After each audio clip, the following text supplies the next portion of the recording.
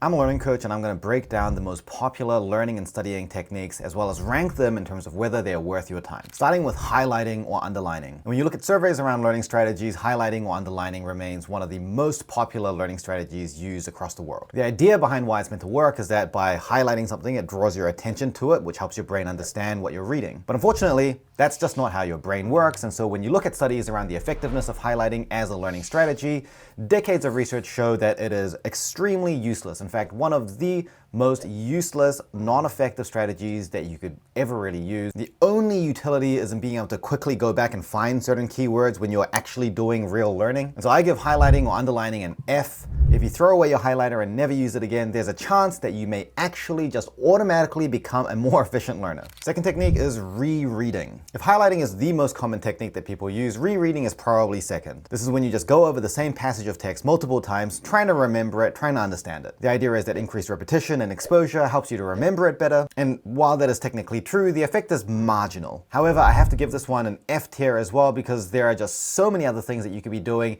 that are much more beneficial than rereading. Rereading is an enormous waste of time. If you have to reread often, it probably means that you're not engaging very active learning processes. It creates an illusion of learning because you gain familiarity and start recognizing the things that you're reading over and over again, which tricks your brain into thinking that it's actually learning it, even though the memory is not very strong. And rereading by itself does not support schema building, which is when you create networks and connected bodies of information.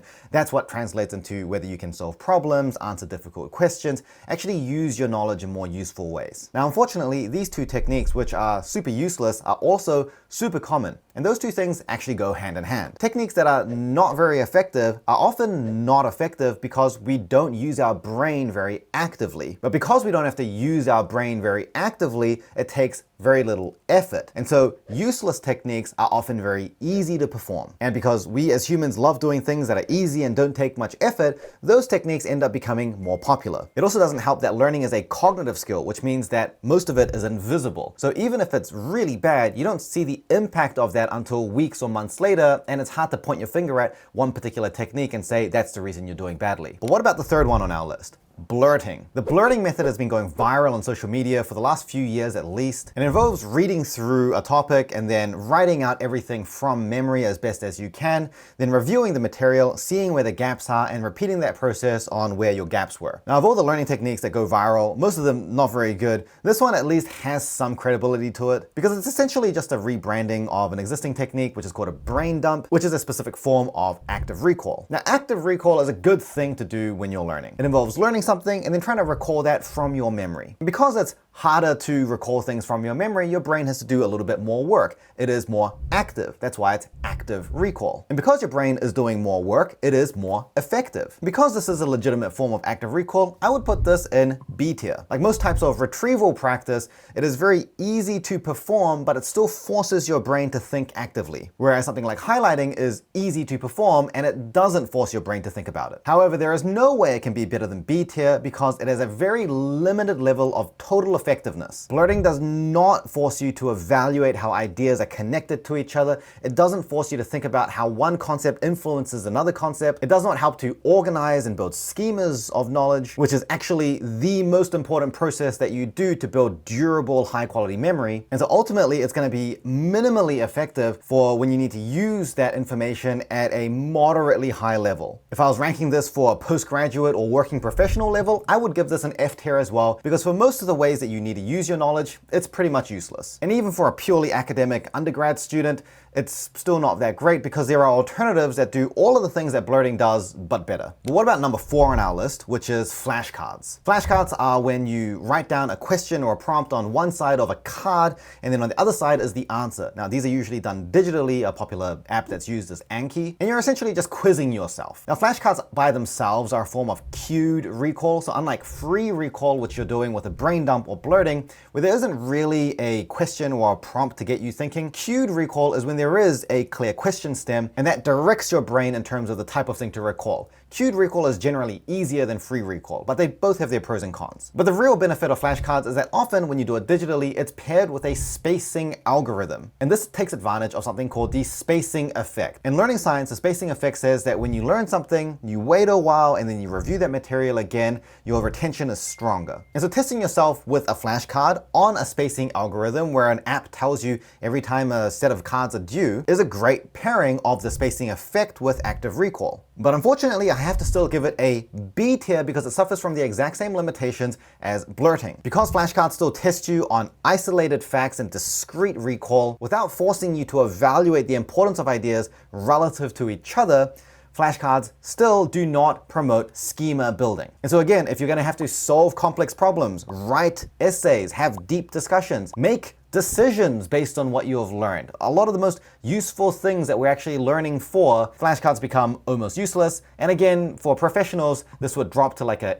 F or an E tier, because most of the things that you would normally put on a flashcard as a working professional, you can just look that up. However, there are exceptions to this rule. For example, when I was working as a doctor, I had to have memorized all the common medications and their doses. Flashcards were a great fit for that purpose. But I think it is generally overhyped and people depend on it much more than they should, which is nothing like number 5, mind mapping. You're probably familiar with mind mapping. It usually involves writing a topic in the middle of the page and then having all sorts of different notes sort of branching out from it. And I would actually rank mind mapping from anywhere from a D through to an S tier. And the way that most people do it, I think, is closer to a D. Pretty much useless. And this is because mind mapping is the first of the techniques from this list, which is actually not easy to perform correctly. Something like flashcards or blurting, you can't really screw that up. With mind mapping, the way that most people do it is that they still think about the information in the same way that they're used to thinking about it, and then they just draw a mind map. The problem here is that because learning happens in the brain, if you don't change the way you think about it, the technique that you do physically is not going to help you. The idea with mind mapping is that if you do it correctly, you use a very strict, specific technique that promotes certain types of thinking. If you do not deliberately change your thinking in the way that mind mapping encourages you to,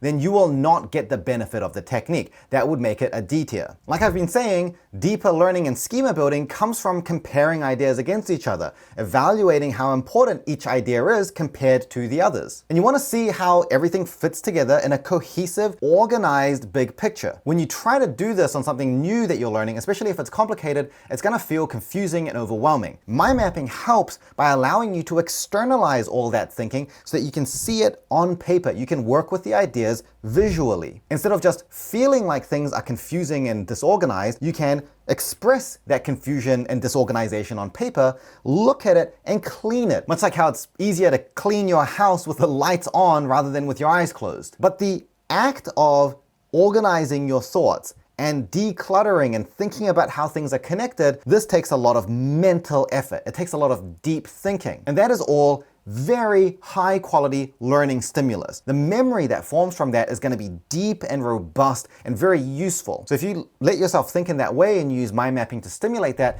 then mind mapping will become an S tier. If I had to pick only one learning technique that is my personal favorite, I would definitely go with mind mapping executed correctly. And in fact, I have traveled around the world giving workshops to thousands of different learners, and I've heard countless times people tell me they've tried mind mapping and it hasn't worked for them. And when I actually sit down and look at their process and coach them through the correct process, there is not even a single instance where it has not been effective, because it's how your brain works. The human brain thinks in connections. Memory is stored when it forms connections. So when you use a technique that's designed to help form connections, it works every time. You wouldn't be surprised that someone gets stronger by lifting weights. It's the same thing. It's just biology. And number 6 on the list is very similar, because this is the Feynman technique. Now, there are a lot of variations to the Feynman technique, but the core principle is that you want to learn something and then try to teach or explain it to a complete beginner. Some people say explain it to a 10-year-old. Some people say teach it out loud. Some people say write it down. And it doesn't really matter how you perform it, because the most important part is that you are forcing yourself to take complex knowledge, think through the narrative and the logic of what you have learned, and make decisions around which parts of this topic are more important or less important? How can I simplify this, remove the jargon, so that I can teach the core message accurately and concisely to a complete beginner? That is a very sophisticated, deep level of thinking and processing that you have to do. And again, that's very active. So therefore, because our brain is doing a lot of work, it is going to be very beneficial for our learning. And for that reason, I rank the Feynman technique at A tier. Everything flashcards and blurting does well, Feynman technique does better. It still uses active recall because you have to teach it or explain it from memory, but it forces you to hold yourself at a higher standard and think through the material deeper. You can also pair the Feynman technique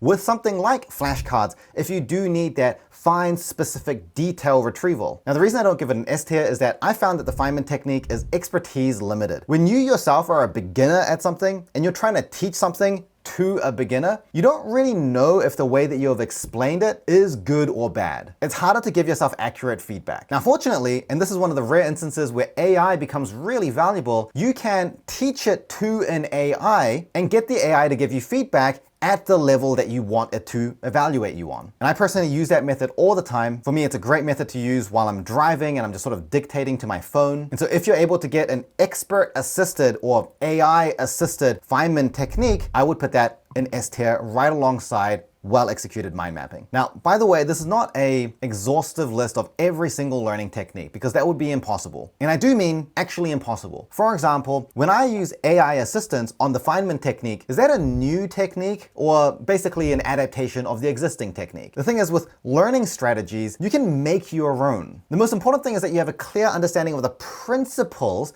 that are important that drive learning. And the most effective strategies use certain principles in an effective way, whereas ineffective strategies use not many of those principles or actually sometimes violate those principles, for example, in the case of highlighting. So if you want to learn about more learning strategies, or if you want to learn about the key principles that drive those strategies, then a good place to check out will be my free weekly newsletter. These are newsletters that I write myself. They take about 5 minutes to read with a practical takeaway at the end, and almost every single newsletter focuses on what I think is a key game-changing principle or insight. They're based on a combination of learning science as well as my own experience, and they're a great place to start if you're wanting to go a little bit deeper on this subject. You can unsubscribe at any time, but if you're interested in joining, I'll leave a link for you in the description below. Now let's move on to number 7, which is the Cornell note-taking method. This is like the OG viral note-taking method. This was viral before social media even existed, which makes me wonder, how did it even get viral? Now, there are some variations of this over the years as well, but the base method involves having a page that's divided into 3 sections.